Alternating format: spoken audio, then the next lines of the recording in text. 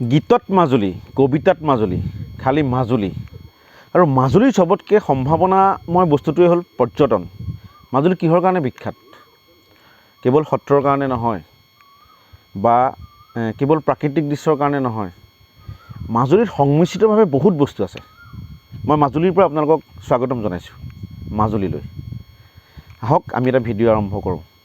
আপুনি যদি মাজুলীলৈ আহিছে তেতিয়া মোক ক'ব লগা নাই মাজুলীত আপুনি কি কি পাইছে কি কি নাপাইছে সেইটো কথা মই নাজানো, কিন্তু আমি মাজুলীৰ কিছুমান বিষয়বস্তুৰ ওপৰত ভিডিঅ' বনাই থাকোঁ আৰু ভিডিঅ'বোৰ আমাৰ চেনেলত দি থাকোঁ। নিশ্চয় আপোনালোকে যদি আমাৰ পুৰণা ছাবস্ক্ৰাইবাৰ তেতিয়াহ'লে আপোনালোকে পাইছে ভিডিঅ'বোৰ, আৰু যদি নহয় তেতিয়াহ'লে নিশ্চয় চাব নিউ লাইট অসম, ছাবস্ক্ৰাইব কৰি ল'ব। আমি মাজুলীৰ ওপৰত বিভিন্ন ধৰণৰ ভিডিঅ' বনাই আছোঁ। আজি এটা ভিডিঅ' বনাম পৰ্যটনৰ ওপৰত। পৰ্যটনৰ ওপৰত ঠিক নহয়, আমাৰ মাজুলীলৈ যেতিয়া মানুহবোৰ আহে ক'ত থাকে, কেনেকৈ থাকে জানেনে? মাজুলীত হাজাৰ বিজাৰ বেম্বো কটেজ আছে, হয় চৰকাৰী নহয় বেচৰকাৰী, আৰু বিভিন্ন হোটেলৰ কথাটো মই ক'বলৈ নাযাওঁ। আৰু সত্ৰসমূহতো বিভিন্ন ধৰণৰ গেষ্ট হাউচ আছে। আপুনি যদি ইচ্ছা কৰে আপোনাৰ য'ত চইচ কৰে তাতে আপুনি থাকিব পাৰিব। মাজুলীখন মূলতঃ দুখন নদীৰে সৃষ্টি কৰা এখন ঠাই। এখন হ'ল ব্ৰহ্মপুত্ৰ, সেইখনটো অসমৰ মেইন নদী, ঘাই নদী, আৰু আনখন হ'ল সোৱণশিৰি। আৰু মাজুলীৰ আটাইতকৈ বেছি বেম্বো কটেজ সোৱণশিৰি নদীৰ পাৰতে আছে। আৰু ক'ত আছে জানে? চিতাদাৰ চুক, গড়মূৰ চিতাদাৰ চুকতে আটাইতকৈ বেছি বেম্বো কটেজ আছে। আমি এতিয়া যিটো বেম্বো কটেজত আছোঁ, ই সাংঘাতিক ধৰণৰ এটা পৰিৱেশত সৃষ্টি কৰিছে। মই ড্ৰোন লৈ আহিছোঁ, ড্ৰোনেদি আপোনালোকক আজি অকণমান এখন ৰেজৰ্ট দেখাম। আপোনালোকে চাই নিশ্চয় ভাল পাব। আয়াং অক্কুম নামটো, মিচিং নাম দিয়া আছে, কাৰণ এই চিতাদাৰ চুকখন বেছিভাগেই মিচিং মানুহ, মানে 99% মিচিং মানুহে ইয়াত বসবাস কৰে, আৰু সেইকাৰণে তেখেতসকলে নামটো লোকেল নাম ৰাখিছে, সেইকাৰণে বহুত ভাল লাগে। আৰু মই সামগ্ৰিকভাৱে আপোনালোকক আজি এই ৰিজৰ্টটো এটা পৰিৱেশ দেখাম, আৰু ৰিজৰ্টটো কিমান ধুনীয়া আপোনালোকে অনুধাৱন কৰিব পাৰিব ভিডিঅ'টো চাই। নিশ্চয় চাই থাকিব। আহক চাওঁ আমি অকণমান ড্ৰোন শ্বট।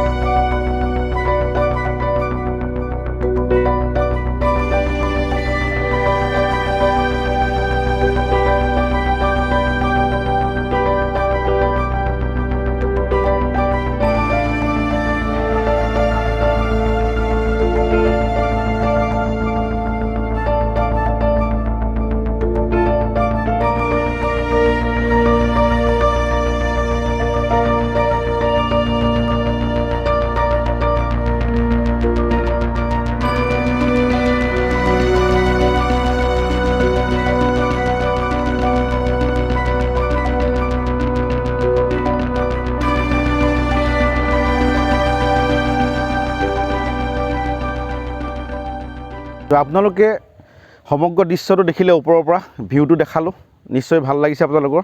এতিয়া আমি যাম ইয়াৰ ভিতৰ ভাগলৈ।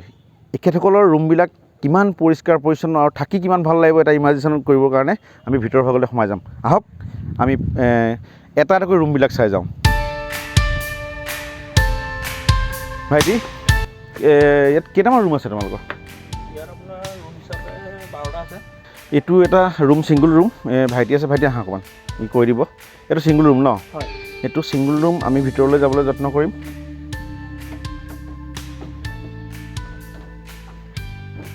এইটো কমপ্লিটলি একদম বেম্ব'ৰ মেকিং হয়। ইয়াত কোনো ধৰণৰ বেলেগ একো নাই। এইটো আপোনাৰ বাঁহেৰে বনাইছে। এইবিলাক চব ছিষ্টেম, কাপোৰ কানি থোৱা, হেংগিঙৰ পৰা থোৱা চব বাঁহৰ। আৰু এইফালে বেডিং দেখিছে ধুনীয়াকৈ, বেডিঙো আপোনাৰ বেম্বো বনাইছে। আৰু লেট্ৰিন বাথৰুম এটেচ আছে। এইটো খুলিব পাৰি নে এতিয়া? ঠিক আছে, মই খুলি পেলাই দেখাই দিছোঁ অকণমান। এইবোৰ বাথৰুম চাথৰুম বহুত ধুনীয়াকৈ বনাই থৈছে। আপোনালোকে আহিলে ইয়াত থাকিব পাৰিব। অকণমান দেখাই দিছোঁ। এইফালে পূৰা নিট এণ্ড ক্লিন, গতিকে আপোনালোকে ইয়ালৈ আহিব পাৰে। এই ভাইটি, এইটো ৰেঞ্জটো কিমান হয়? পাৰ নাইট 1500ত এইটো বেম্বো এটা ৰুম, দুজন থাকিব পাৰিব যদিও ছিংগল ৰুম। ধুনীয়া ব্যৱস্থা আছে ফেন চেনৰ, আৰু পৰিৱেশটো চবতকৈ বহুত ধুনীয়া।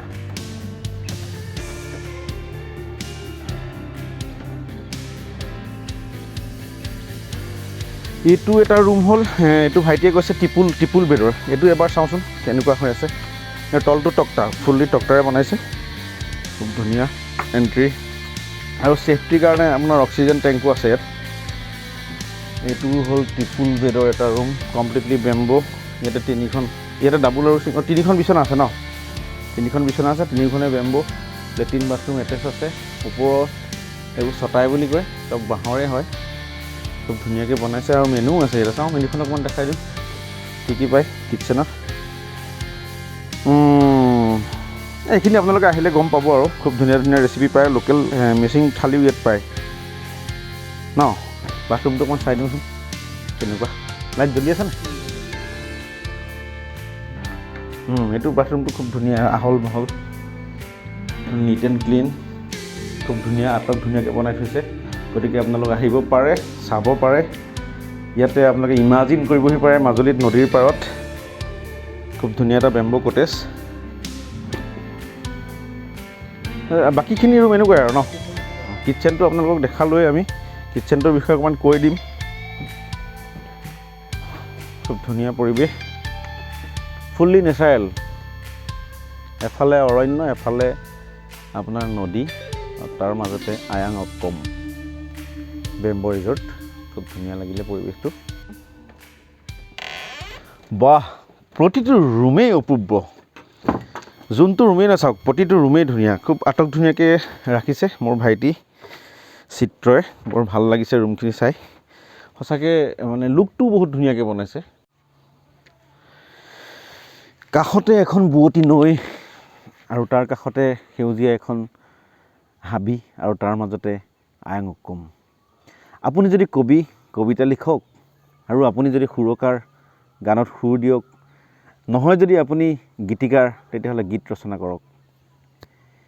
আপোনালোকৰ নিজ ইচ্ছা কথা। ইমান ধুনীয়া পৰিৱেশ পৃথিৱীত পাবলৈ খুব কম আছে।